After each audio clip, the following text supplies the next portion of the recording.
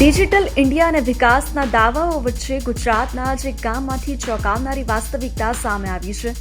સુરેન્દ્રનગરના સાયલામાં આવેલી લાલગુરુ સોસાયટીના રહીશો આજે પ્રાથમિક સુવિધા માટે પણ વલખા મારી રહ્યા છે.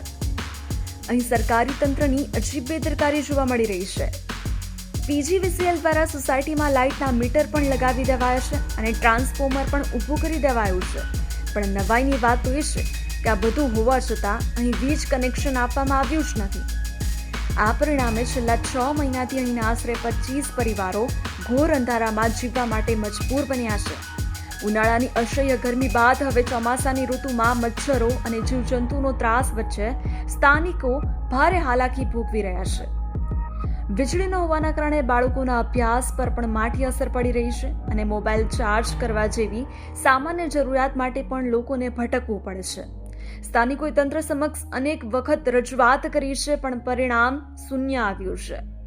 રહીશોની હવે એક જ માંગ છે કે તંત્ર વહેલી તકે જાગે અને વીજ કનેક્શન આપે. ગુજરાતની આવી જ સાચી અને ગ્રાઉન્ડ રિયાલિટી જોવા માટે સબસ્ક્રાઇબ કરો ગુજરાત સુરક્ષિત.